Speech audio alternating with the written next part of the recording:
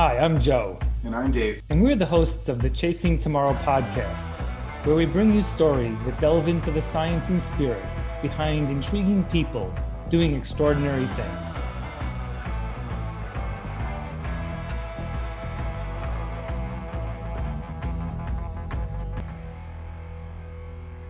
Welcome to the Chasing Tomorrow podcast, episode 21.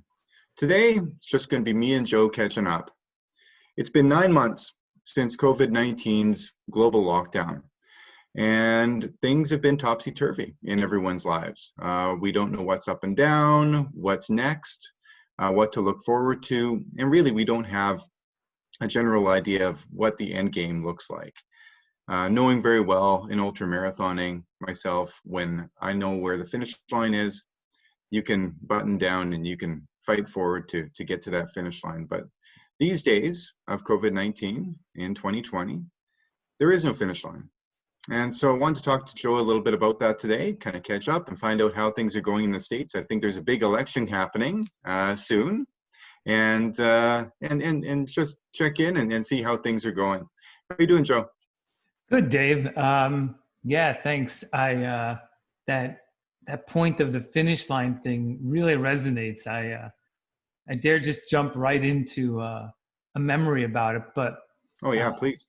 The Tahoe 200, which I had the opportunity to do in 2017. Ironically, it's 205 miles, and none of us like the extra 5 when you call it the Tahoe 200. But there were quite a few really long breaks between rest stops or aid stations. And, I was with a lot of people who are very serious ultra runners. I mean, they've been doing them forever.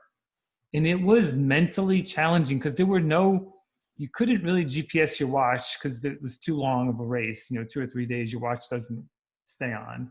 And then there were no interim signs that said how much farther to go. So if you had a 22-mile over 4 mountain passes, while you could sort of say, well, I should be able to do that in, 5 hours, 4 hours, it could be 8 for all you knew. And it really mentally played with you. You just kept thinking it's got to be soon. And then what you sort of had to adopt is that when you get there, it'll be there. And it was a really hard mental gyration to go through to be able to get to that place, because we are much better, with a fixed amount of time or distance. I always sort of wondered if we didn't have the 4-minute mile in a watch, would we have ever gotten to that speed? And so really fascinating to think about how we use, measures in time and distance. And in this case, how many more months with the pandemic to sort of, guide our feeling about, life and goals and objectives. And it is really fascinating, because you would think it wouldn't matter, but boy, does it, huh? No, absolutely. Absolutely. No, I agree. And I think that, even just with the backyard global hysteria that's going on, everybody wants to go and do a backyard race right now. I was down in Biggs last year down in Tennessee, and there's a finish line. It says finish, but then Laz ended up putting this large drape over right in front of it and says there is no finish. And at first you kind of laugh and chuckle about what that means, and hey, it's funny because there is no finish. The finish is when there's one person left standing. And but these are all incredible, the world's best multi-day runners and backyard runners that were all there. And I would say that over half of them, maybe even 3/4 of them, seemed to crumble because there was no finish. I was talking to really strong elite runners on the course, and we were all having these philosophical conversations about how you like to think that, oh no, I'll be fine if I don't know where the finish line is. But not knowing where the finish line is, it actually kind of it's very unsettling. And so I think that's exactly what we're seeing right now in the world, Joe, with COVID-19. 9 months after the lockdown. I mean, 9 long months. I was talking to you offline about how up here in Canada, you know, our compliance rate is very, very high. You know, for the most part, when our government says, hey, you need to stop and do this and this and this, Canadians go, okay, we trust our government, we Mm. trust one another, we trust our elected officials, and we're going to move forward and do our best at doing all those things. Um, I think that people were okay and comfortable doing that for 3 or 4 months. And then they got a bit tired and exhausted, and then they started going back and doing their things. In the same, you know, going to parties, going out for, you know, to the yoga studio and in larger groups. And then we started seeing numbers spike. What I've noticed recently is that there are a lot of people in Canada who are now getting on the train of denying the fact that COVID-19 is a real thing. And I think it's just generally out of exhaustion that they're tired, because, you know, back to the racing and running analogy, there is no finish line. And I think that humans, in our fishbowl theories, we need a finish line. We need to be able to see the end game. If I know that I'm going to construct a house, if I'm going to build a house, I have to be able to envision that in my head, and then I can get to work. But if I can't envision that in my head, it's hard to drive the first nail, isn't it, Joe? Yeah, well, I think, and neither of us are scientists, but my general understanding of the neurotransmitters that keep us alive and have made society sort of thrive over times are being sort of compromised in this time period. You know, there's the serotonin, that sort of, you know, that love transmitter. You know, hugging someone makes you feel good, shaking their hand makes you feel good. It's on purpose, it's a design, right? The body and has designed itself around that because we need to want to be around each other, right? That's how we continue society. And then in terms of goals and why humans are different than animals, is that we continue to progress. You know, a cow is a cow, and they don't do anything different than they did 10,000 years ago versus Mm-hmm. now. And but we as humans, we do, and that's a dopamine response. You know, dopamine triggers this, you know, excitement, this feeling of satisfaction, this feeling of accomplishment, and we get that when we finish something. You know, Mm-hmm. you finish your class at school, you know, you finish a project at work, you finish a run, and you get that little bit of a dopamine hit, and it's very satisfying. And so it Mm-hmm. continues to make you do that. And so I think what we're seeing is that without some of those sort of end points, the dopamine response doesn't happen. And we sort of wonder why we don't feel good about it. It's because we're not wired to feel good Mm-hmm. about being at, you know, some stable stasis place.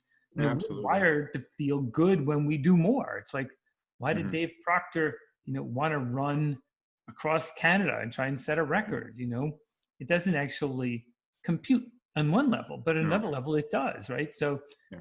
the dopamine response overwhelms the physical challenge that we have, and it makes us want to do more, and then we adapt and we adapt and we get better, and you know, Mm-hmm. humanity has benefited from that. So I think there is, if we were to have a scientist on, I think they would confirm this, but it's my general understanding as to No, why no, we're I agree. struggling. Yeah, and I agree. And I think that, I know the running community has been hit pretty hard. I think every community has been hit hard. Big people who have been hit hard are the people who have been passing away or end up contracting COVID-19 and end up having the numerous issues for years and years. But I think that everybody has been hit in a certain way, and I think that we just need to um, draw reference to that and reverence at the same time. I think that the running community, with having all the races being eliminated, that's exactly it. You alluded to that very well, Joe. It's the human response. It's the uncoiling of the human response of, I don't have a goal anymore. And is it necessarily the fact that during a marathon you go out and you literally destroy yourself. You push as hard as you can, and in the end you're puking and vomiting. I think the average person would say, well, geez, I'm very happy for you that that was eliminated from your calendar, because now you don't need to go out and destroy yourself at the New York City Marathon. Right. and throw up, 1 mile away from the finish line. That's actually a wonderful thing. But you're eliminating the entire goal and the aspect of goals, and the dopamine response from that. So you're eliminating, really how we've evolved, to this point. And yeah, no, I completely agree with you, Joe. I think that it's, for us not to acknowledge that is sad. We're all going through our things. We're all giving up. We're all having to rewrite kind of, what's tomorrow for all of us, and we have a new what's now. So really, Joe, what are you doing now? I mean, 9 months post-COVID lockdown. Yeah. You were telling me, that you're basically kind of tired of being locked up, Right. but there are also first world problems. What's going on in your world? Yeah. On the racing and the running side, right? So, done a couple of virtual races. They're fun. They have a different kind of satisfaction to them.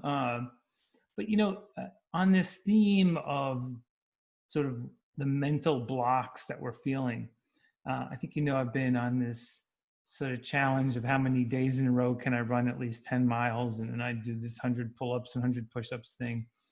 And what I was realizing over the past couple of weeks is that I think I'm up to, I don't know, I say 315 days in a row where I've maintained that. So it physically is not a problem anymore. That distance, my body has adapted to it. It's like, okay, run 10 miles or 15 miles or whatever the number. You've done similar things. But there are some days when it is just really hard mentally. Like, it's so interesting to think that the physical piece is the easy part, but you sort of drag yourself through. What I would say is that 3/4 of it is literally just dragging myself through it, where you're like, just keep going. Then at some point, I don't know, the body and the mind connect up again. In the last quarter of it's like, oh, that's really easy. I can go faster. I feel better. Why did it take me almost an hour and a half to like break out of this funk? But I do think it talks about the power of the mind. And what I think we do with some of the variety, whether it's traveling or doing a race or having it as a goal, is that we sort of break the pattern. And I think what's hard for us lately is the pattern looks the same every day. And that goes back to sort of like, well, we're not wired really to have the pattern be the same every day. And I do think that, in the United States, we have like two camps. We have people who are very compliant, and then we have the ones who totally think there's nothing going on. We've had over, I don't know, 230,000 people die, which is tragic. And we won't go into the politics around it necessarily. I think it's a pretty simple problem to solve if we just wear masks. We can do a lot of activities if we just actually take the right precaution. We know how to do that now. Back in February, March, we didn't know what to do. We know what to do now. And then if a vaccine comes out, you still have to have people be compliant. And so I think we're not out of the woods by any stretch of the imagination. No. But I do think what we do is we have the knowledge that will get us out of the woods here. And, the question is like, they moved the Boston Marathon for 2021 from, the normal April. Now they said maybe in the fall of next year. I think it's going to be quite some time before we have very large gatherings again. I don't know that they'll happen very soon. 50,000 in a race, 100,000 in a football stadium, whatever it is. I mean, and I know you've been struggling a little bit with this challenge about your race across Canada. And, I think you're back and forth as to whether it's even possible in 21. Whether Dave wants to do it may not matter. So what, you want to update us on what's happening for your race across Canada? Yeah, absolutely. I mean, it's funny. There's the personal wants and desires, and then really what's in reality when it comes to government legislation, territorial legislation. So right now in Canada, you cannot enter the maritime provinces unless you're a maritime resident, and that looks like that. So the Maritimes are Quebec and East. sorry, not Quebec and east, but east of Quebec. Yeah. So that would be, New Brunswick, Nova Scotia, Prince Edward Island, Newfoundland. And, the run across Canada starts off in St. John's, Newfoundland, the very, very, very far east. And it's really about 900 kilometers across that island. And I know that sounds like, oh no, that's an island. Canada's huge, Yeah. and Newfoundland is a huge province within Canada. And then you get onto the mainland, and it's 2 months across the mainland, and then a small little snippet across Vancouver Island. Right now, it doesn't look like we will be able to access the maritime provinces. Wow. And the issue with Outrun Rare in my organization, that we were planning this, which was really a rare disease advocacy and awareness arm within Canada, to try to force some government legislation when it comes to developing rare disease strategy in Canada. Is we're all volunteers. There's no money coming in and outside the sponsors in order to fulfill this run, because this run does cost money to do. Yep.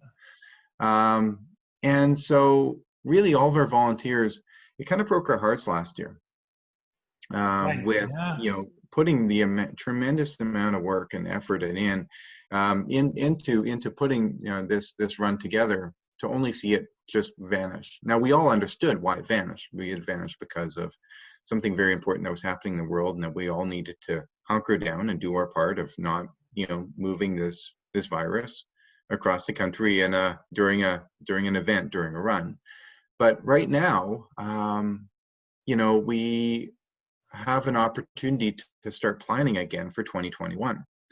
And it is a tremendous amount of effort and energy and time and emotion that you put into something like this. And to see it, maybe last minute, 2 months before, 1 month before, vanish because we simply can't gain access to the maritime provinces, or something else might come up too. Yeah. Or it might just be the simple fact that during a time like this, it might not be the responsible thing to do, to slowly travel across the country and be spreading germs from grocery store to grocery store, to gas station to grocery store. Huh. And so, go ahead, Joe. Is there only a certain time of the year that you can do it? Like, it has to fit within so what is that, like, what are the months that you could actually start? Like, start earliest and the latest you could start? Yeah, so in Canada, it's, a lot like the States, or the northern states within the States. It gets pretty cold. Yeah. Throughout the winter, fall, and spring. And as well too, you kind of want more light. You want more sunlight. Yes. So during the spring and summer months, you have to do it. Now, up in Canada, our spring and summer months really only are, I would say, 3.5 months a year. So really, it would be a mid to late May start, or I'm thinking maybe a June 1st start, because in the maritime provinces, in Newfoundland, you can end up getting snow in middle of May. So you really don't want to get caught in a terrible snowstorm. So I'm thinking maybe June, July, and then in August it gets quite tricky, because we end up having really hot weather up here in Canada. It's really quite beautiful, and then you end up having a lot of forest fires. So when forest fires happen in these big open areas in Canada, they completely shut down big territories of land, and then you can't run through. You can't drive through. You can't maneuver your way through. So it's a bit tricky. So back to the whole, we're thinking that it might just be a responsible move to move it back to 2022. Because we really don't know what the future holds for COVID and our government regulations up here in Canada.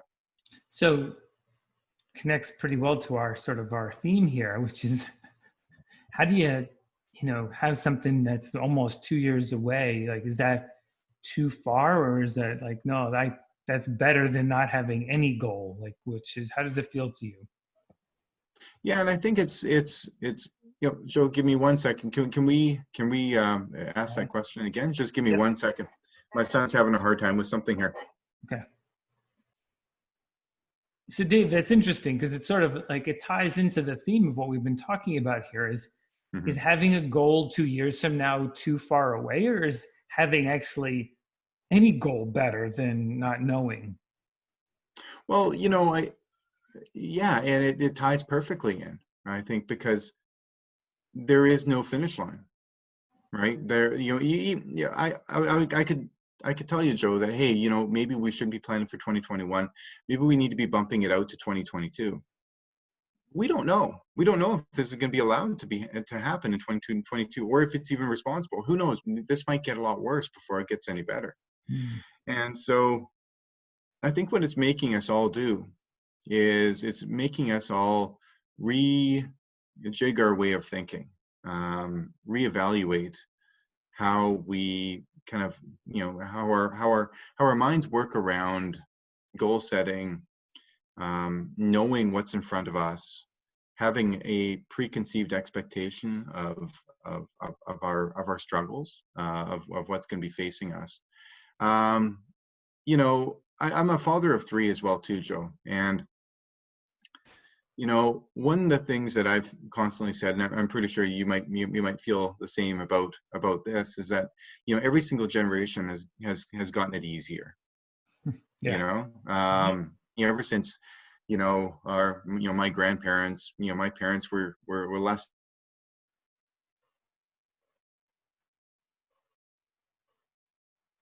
further. Um, this actually might be an interesting thing where this generation might end up being tougher than the previous one because they have to face this thing of COVID, and they're having to forego quite a few things and activities and behaviors, and there's no real finish line for them. They don't quite know how to adapt and react within this current state of pandemic. And so it's interesting. It's you could either take it two different ways. Like I could keep pouting and whining and complaining about how I'm not going to be running across Canada in 2021. I might have to move it out to 2022, but I don't even know about that. Or I could just decide that I have to change my current frame of reference.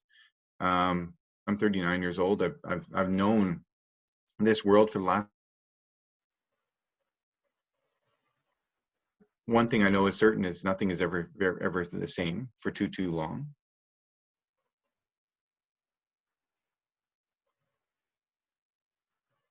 I'm going to pause there. I think that this. Yeah, Dave, it's interesting, that you have this new dynamic, right, to worry about, right? Before it was the vehicles that were going to support me, the people, the food, the sneakers. Like you had this whole thing dialed in. When I first met you, I was amazed at the subtleties and the exactness of it. Now you have this, this new factor to plan around or not be able to plan around. And so, yeah, this idea of 21 versus 22, do you have some criteria that you'll use? Do you need to have a certain amount of time? Like I need at least 4 months, like before so I can commit as late as, February to doing it in 21, or is it something you have to decide now? Well, I think that's just something I definitely need to decide. Come the new year. Okay, I've given myself the go no go date of January 1st, got it. and I think that's fair. But I think that it's interesting because before there was no real limitations. I knew that this was going to happen. I knew the timeline. I knew that we weren't in the middle of a pandemic or a zombie apocalypse. And I knew that we could very well go about doing something like this. Now I'm not so sure, right? So what's interesting now is with our group of volunteers is that we're going about we're going about pulling back a lot of those expectations and a lot of the things that we were focusing on. One of the things that we were focusing on, Joe, was the slope of the highway. And so what I wanted to do with the Run Across Canada in 2020 was increase the slope of one shoe versus the other, Yep. because when you're running on the highway, it slopes down to allow for watershed off the highway. I seem to think that that was a really big, important thing. Right. I And remember now I'm not so sure, you know? that. And you before, when you have less hurdles, when you have less barriers, when you have more assurance, you're able to focus a lot on the very small, finicky little things. But now, those things aren't even coming to mind. Yeah. And so now I go, oh, okay, well, let's focus on those big things, because we're not assured of a date. We're not assured of a zombie apocalypse not happening. We're not assured that we can end up even doing this.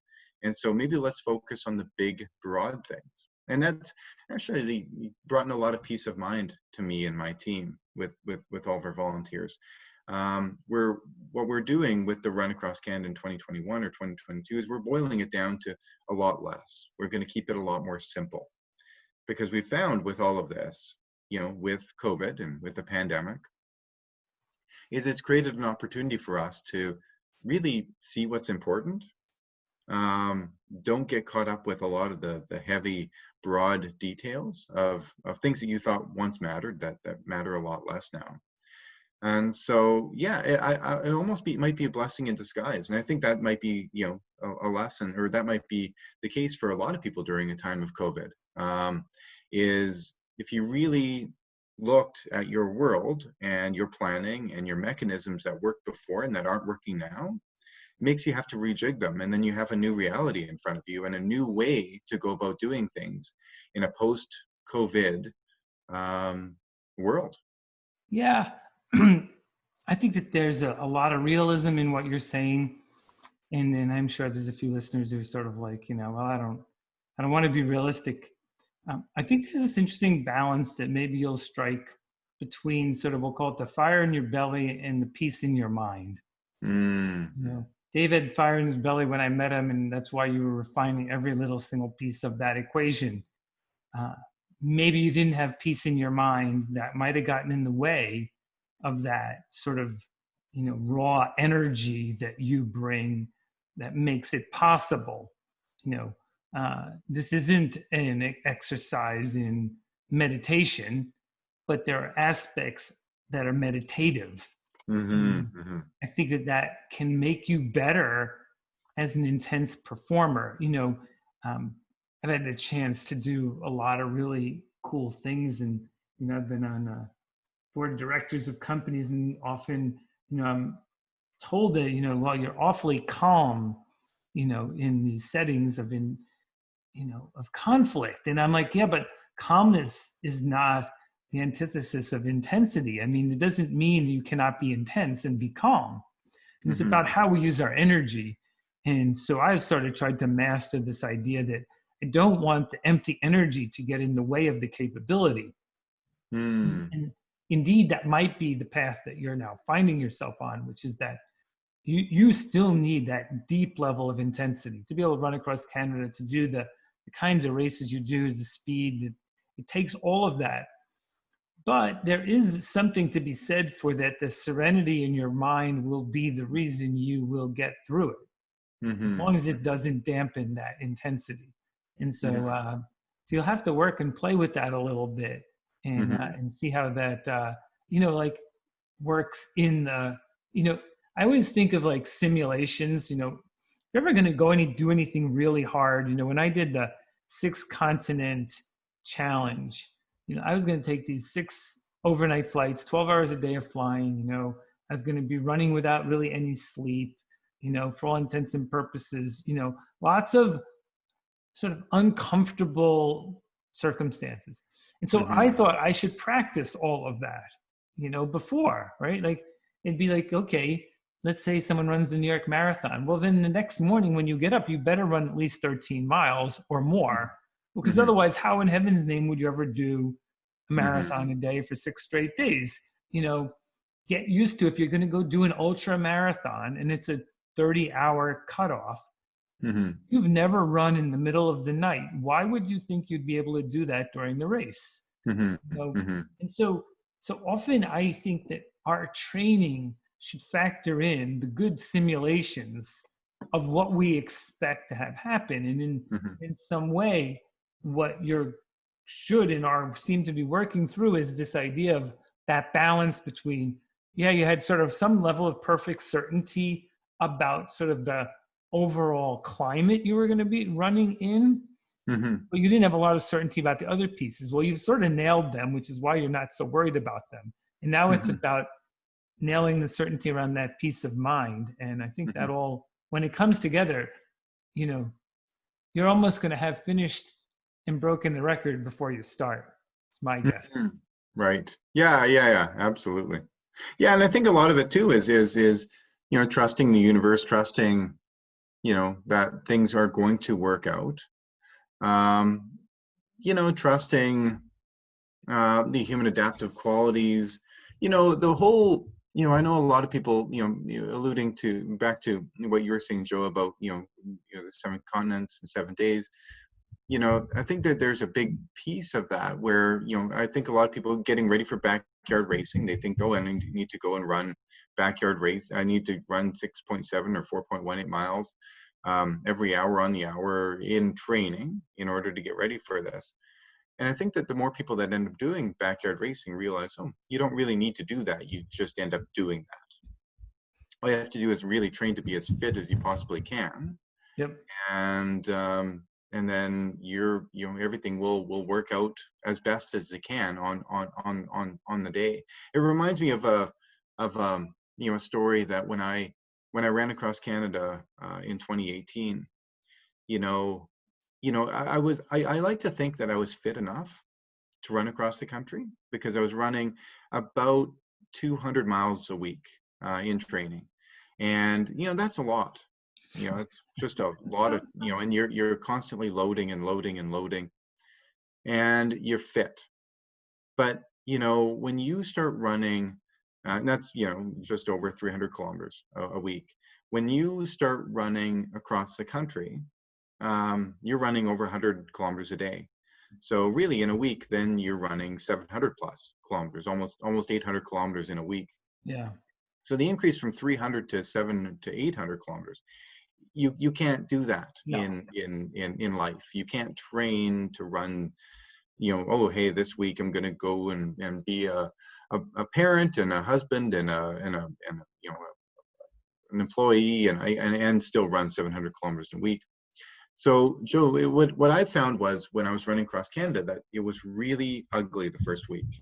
So the first week I started running, and about 4 or 5 days in, I thought, there's no way in hell I'm going to be able to do this. Like, if this is how you're feeling at 4 days in, 5 days in, and you look ahead and you have 62, 64 more days to go, your mind just shuts down and says, there's no way in hell. Like, if this is how if this is how I'm feeling right now, how on earth am I going to be feeling next week and 2 weeks and 5 weeks down the road? It's impossible. I might as well stop now.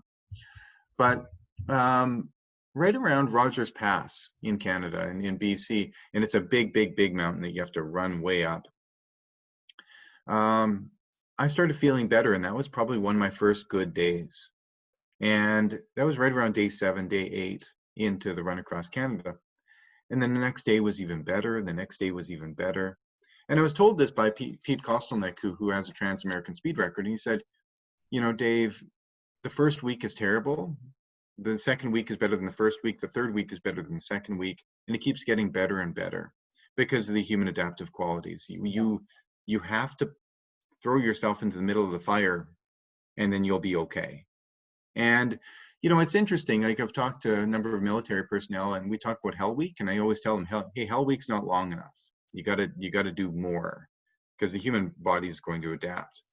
So I think that there's, you know, going through something like that and realizing that, yeah, you know, the people are right, that, you know, you could end up going to hell completely, and you come out from the other side and you're adapted. There's it's an incredible feeling. Just to, you know, to talk to that a little bit more, which I don't think I've talked on this podcast about the cardiovascular MRI study that we ended up doing across Canada. What was really quite cool was, you know, while I was running across Canada, there was a cardiovascular group. You know, the chief cardiologist at the Foothills Hospital here in Calgary Dr. James White, he wanted to do an MRI study of my heart as we traveled across Canada. And so he did MRIs, a week before, a couple days before I started running across Canada. And then he wanted to do one 10 days later when I was in Calgary, Alberta, another one when I was in Quebec City, another one when I was in Halifax, and then another one when I finished running in St. John's. Now, unfortunately, I didn't get that far. I only got to the east side of Winnipeg. So the one even in Quebec didn't happen. But the only MRI that we ended up getting was the one in Calgary. And that was when I was 10 days in, just about 1,100 kilometers into my run. And that's when I also already felt better. Like my body felt better. I felt like I was, my ease of running was easier, and my body started adapting. And so what was really quite cool was my cardiovascular output was roughly 8.2 liters of blood per minute at rest. And so that means that right now, you and I, Joe, we're at rest. And so our heart rates are low. And so your body is pumping out a certain amount of blood to your body to perform all of its functions. Mine was pumping out 8.2 liters of blood per minute at rest. The highest human recording ever was 9 liters of blood per minute at rest. And the average person is roughly at 4 liters of blood per minute at rest. So that tells us that I'm fit, and I'm about to go out and run across Canada. So the cool thing is as I got into Calgary, I remember even one night I was lying in bed. My wife needed to move to go sleep with the kids because she said that my heart felt like a hammer, like it was hitting the bed, like it was just moving the bed. And she said, your heart was like hitting hard. It wasn't, your heart rate wasn't increased. It was just pounding and hitting harder. Mm-hmm. And when I got into Calgary, I went into the MRI chamber, and I got an MRI of my heart, and I had to leave right after that. The cardiologist just said, I got to go to bed because I got to wake up at 4 o'clock tomorrow morning and start running again eastward. And so he called me on the highway that next day, and he said, Dave, the most outstanding thing that we've almost ever seen has happened. And is that you're not pumping out 8.2 liters of blood per minute at rest anymore. You're pumping out 14.4 liters of blood per minute at rest, which is the highest human recording ever. And he said, I don't know how and why, but yet, we've never, science has never really ever studied anybody do things this far and to do things this hard and to see really what happens with the human body. He said, some of the cardiologists said, hey, don't let him leave because we don't know if this is really bad. And then other ones said, well, we don't know if this is really good. So I mean, there is a certain amount of trust. I know that when I run across Canada again, I know I need to endure the first week because I know that the second week is going to be a lot easier than the first week, and the third week is going to be a lot easier because you just adapt. The human body, maybe that's the thing, Joe, is we're here for a reason. We're the dominant species on this planet. Maybe it's not because we're super smart. Maybe it's because we have a stronger adaptive mechanism. And maybe it's all being put to test right now with the COVID-19, and that, your world, my world, everyone's world has been shaken. And how are we all adapting right now to our certain set of circumstances? Yeah, I think, so fascinating. And the data is revealing, of course. It's amazing. I've always sort of been fascinated by this idea of what the VO2 Max is, which is another sort of measure of cardio output. And I think that they've measured around 90 is an absolute number about the highest of man has. But the sled dogs that run the Iditarod, everyone calls them Huskies. They're really pretty scrawny looking dogs. But do you know what their VO2 Max is? No. It's 200. Unreal. So when someone wonders why they can run all day long, why they eat 10,000 calories in a day, it's their cardio output. When they're running, they're effectively like us sitting. So they don't, it's at a different level of strain to the system. So they're natural runners, right? I mean, that's what they are. And so they're just using the system as it works. you Right. know? And so that's twice what, like the top guys, whether it was Lance Armstrong at his peak, he was up in the 90 range, you Yeah, got kill journey is really high. Kelly, Yeah. right? And so when they're running, they're putting out and really what, right? This is like, gasoline in the engine here, more red blood cells, more oxygen carrying capability just changes the ability to have endurance, right? Because that system, the aerobic system, is all dependent on that. And it is adaptive. I think that point is part of what intrigues us and some of the guests we've had on. And we don't explicitly think about it in that way. But what is fascinating to me is that we all have this opportunity to step into something like that if we want to. I love saying we don't need permission to live a big life. You don't need permission to take on a 300-day challenge. You don't need permission, really, well, maybe you do now, to run across Canada, metaphorically. It's like, but every time you step into one of these bigger challenges, you find out more about what's possible. And that's what's captivating. And in this COVID circumstance, I think that we have to continue to,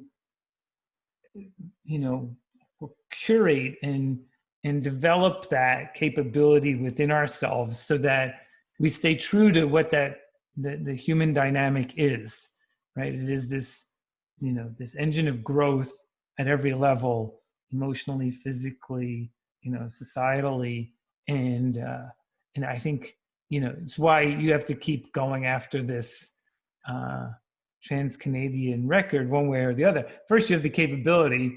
Secondly, you have the curiosity. Is say that the intersection of curiosity and courage is where magic happens.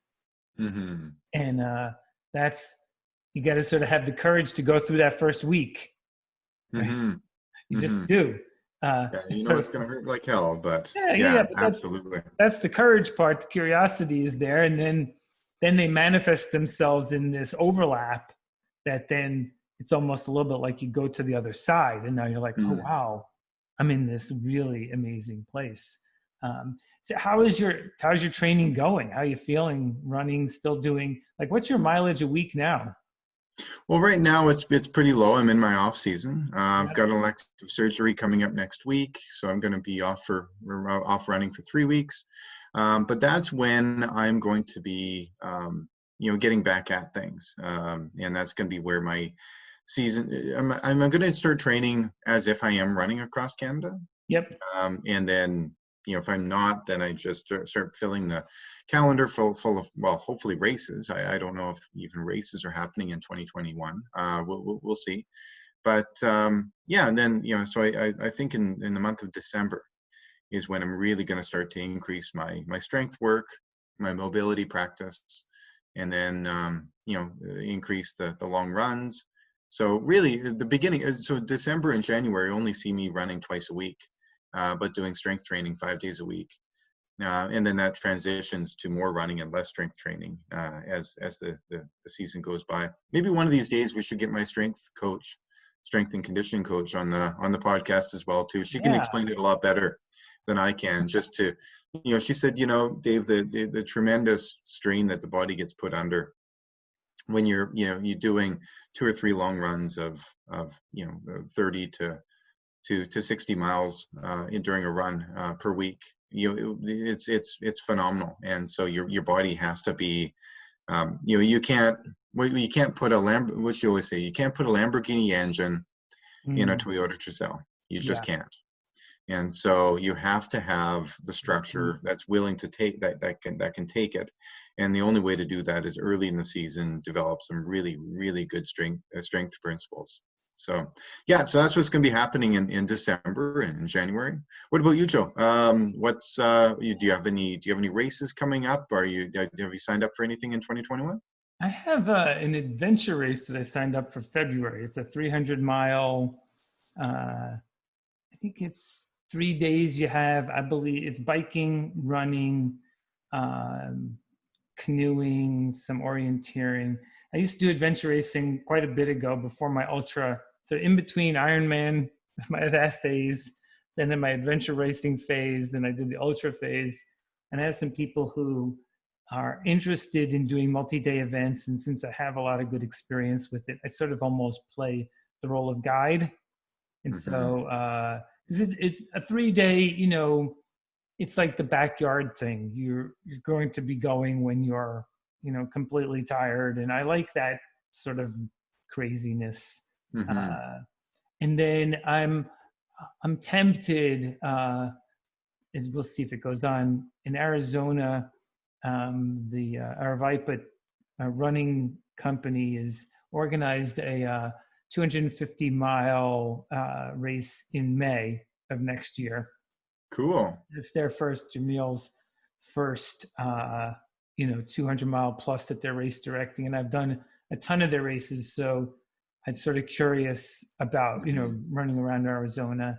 I might go back next year and try the 24-hour record, not record, that's ridiculous. The 24-hour, how many miles I could run in 24 hours. Oh, yeah. Yeah. Those are tough. 6 days in the dome. We had signed up for that this year. So it's, and of course I would love to, if you guys put the backyard back on, come out and do that. I'm looking for almost anything that's more like the 50K stuff is fun, and I'll do that. Really, truth is, Dave, where I am in my fitness is I really like being fit so I can help other people go achieve their objectives. Like, almost serve as a guide. Like, last year I took a group to do a rim to rim across the Grand Canyon and pace them properly. Or someone says, I want to do my first 50 miler and I'm going to be your crew and your pacer. That's really rewarding for me now. Now, I'm not so worried about my personal bests. It's either got to be something really big, like I would love to go do the eco challenge, sort of like Rhea did, or some other, very big challenge for myself. Otherwise, I want to go do some races next year that are for the benefit of, whoever wants to go do something big who hasn't. It's nice to have someone who's experienced, So, of course, if you're out there running across Canada, I'll be showing up as often as I can. Oh, yeah, absolutely. Yeah, I'll need some crew, that's for sure. Yeah, so I feel good. I would say a couple weekends ago, I did a 100K across 24 hours. That was sort of nice just to get that sort of race simulation going. And, just, I would say, surviving this time period. We're going into winter, so who knows, be a lot of treadmill running, I think. Yeah, I think so. Yeah. We're both good at that, though. That doesn't seem to bother either of us. No, in fact, yeah, I think that most people have a hard time with that. I think that we enjoy that that mental sanctity and the safe space, so you don't fall and hurt yourself on ice outside. Yeah, well, that's happened a few times. Me too. Absolutely. Oh my God. And so I'm just curious, because you didn't answer, but so when you get to the 200 miles a week, is that like when you're amping up really significantly? Is that your goal, to get to that level in a week? Yeah, you bet. We don't really measure how many kilometers. It's just, the quality workouts get longer and harder. And so, it'll be about 180 to 240 miles a week will be kind of peak training for something like running across Canada, or even, races. I was looking at Fat Dog up here in Canada. That's, I've paced a friend running that race before. Joe, I highly recommend it. It's the most beautiful country. They run all these beautiful ridge lines over mountains. I think it's 120 miles. When is it? I think it has, and I think it's 9,800 meters of elevation on the day, which is incredible. That's a lot of climbing. Woo. Yeah. When I did Tahoe, across the 200, it was 40,000, and I thought that was a lot. So that is a lot. It is, but that's, still not as much as that. So that's pretty cool. Yeah, no, I'd love to, that's the other part about this, right? Which is go explore different locales and see different places that you wouldn't see otherwise. That's a lot of the return that you get from this effort. I enjoy that.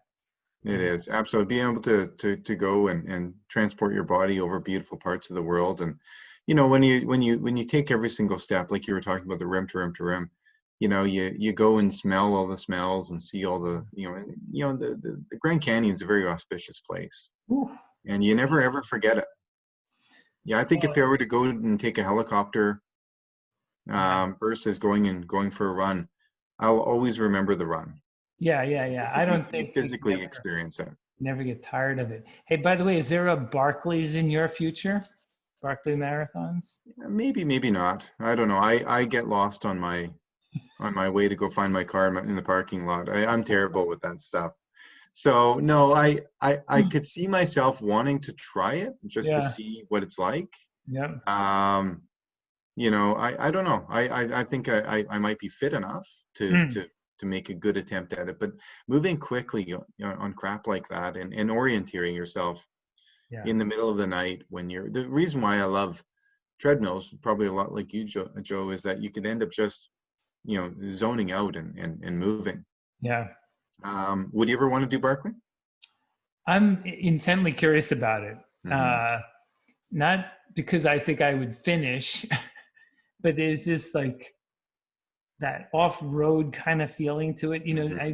I wasn't very good at the orienteering part of adventure racing, but I did have to get through that. So, it's a little bit of the difference, I think, is in a race, you normally run as fast as you can and think about where you're going second. And here you have to think about where you're going first and going as fast as you can second. Because, the truth is, while it is extremely, amazingly difficult to do whatever is 20 or 25 miles per loop in 12 hours, it's the combination of those things. It's about not losing time. It's about staying on a good course. And so, I think it would be an incredible experience to give it a shot and, dip yourself into one of the most epic challenges any race director's dreamed up. Absolutely. A fun one. Yeah. So we have a lot ahead, don't we? Yeah. That's it we jumped into this conversation, saying what now, what's next? We have a different, different perspective, different, we've now been going at this for 9 months and we don't know what the finish line looks like. Is it going to be another 9 months? Is it going to be 9 years? Is it going to be 2 months? Who knows? There might be a vaccine that comes out next week. We just really don't know. All we can really do is do our best. We learn what we can learn at this time given what we have. Still go out and challenge ourselves. Try to be as human as we can. I think, Joe, that we have an opportunity to take this moment and to, we talk about human evolution and adaptation models. That's exactly what we're doing right now. And I'm looking forward to seeing what comes next for you, Joe. And I'm going to try my best for myself and setting goals and having, living a life worth living. Yeah, I think so. And well, we're at episode 21. It's been a 21. Pleasure. Looking for episode 200 at some point. I'll leave it with this thought. They always say that hope is not a strategy, but I say that hope is the currency of the future. So spend it wisely and lots of great things will happen. And, wise words, Joe. That's great. And with that, we'll end episode 21 and we'll be back with a new guest on our next episode. Thanks for listening, everyone. Thanks a lot, Joe. See you, Dave.